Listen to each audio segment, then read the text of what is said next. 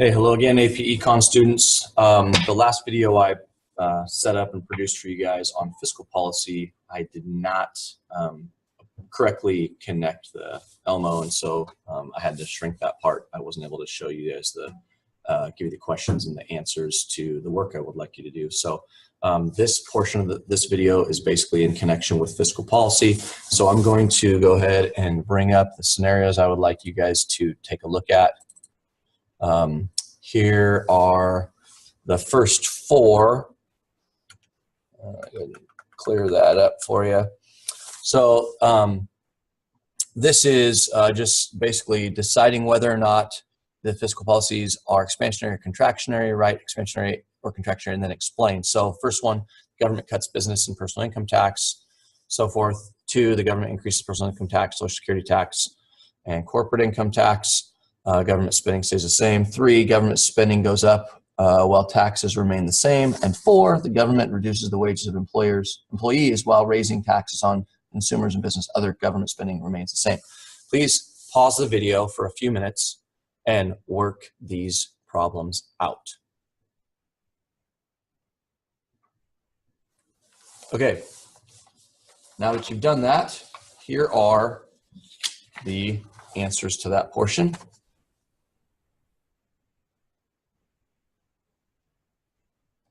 Go ahead and take a couple of minutes, pause the video, and check out how you did. All right, the next portion of that assignment activity 5.1 is this chart here. I would like you guys to consider each of these following scenarios and what is happening with aggregate demand, what's happening with action on taxes, government spending, the effect on the federal budget, is it increasing or decreasing, and then on the national debt in the end. So take a minute to pause the video, work these problems or these question scenarios out.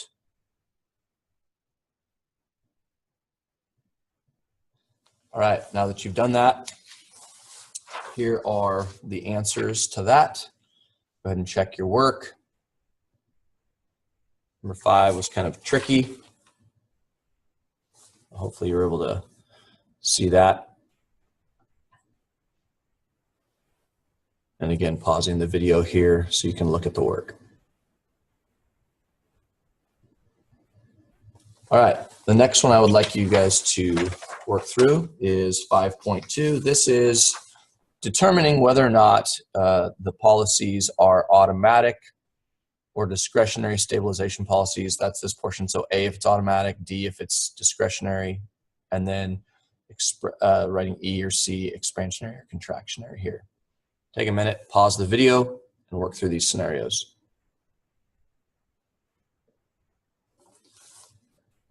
Now, the backside of 5.2 is continuing on with the same thing. That is whether or not the policies are automatic or discretionary, expansionary, contractionary. Take a minute, pause the video, and work through those questions.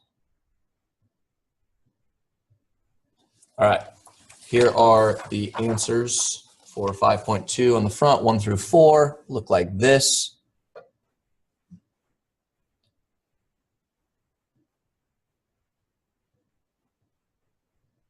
And 5 through 10 look like this.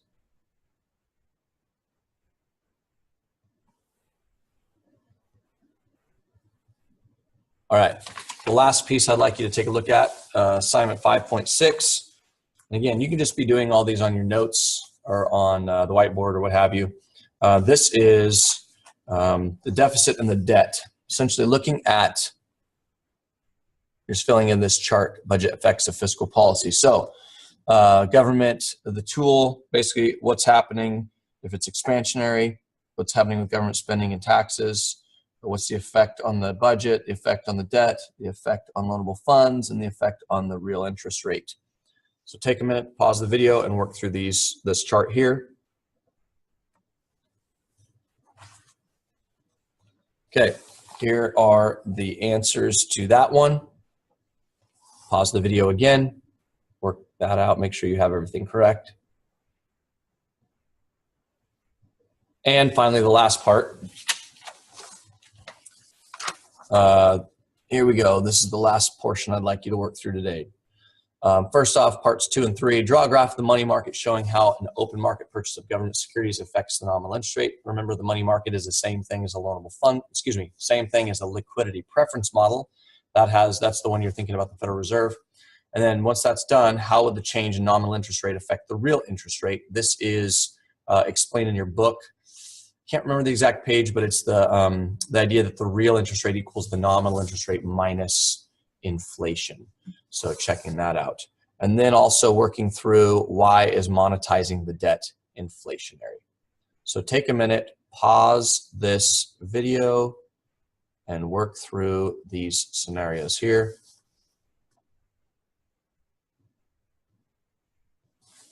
Okay, and finally here are the answers. This is the answers for 2 and 3. Take a minute, pause the video, check that out.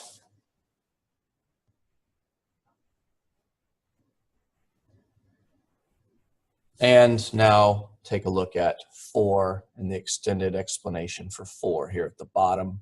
What monetizing the debt looks like, short run effects of monetizing the debt. There you go. Pause the video, check that out.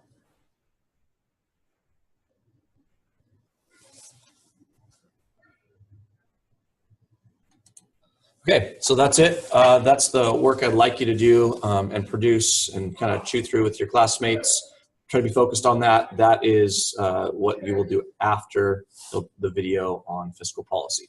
Hope you have a good day. Ackley is out.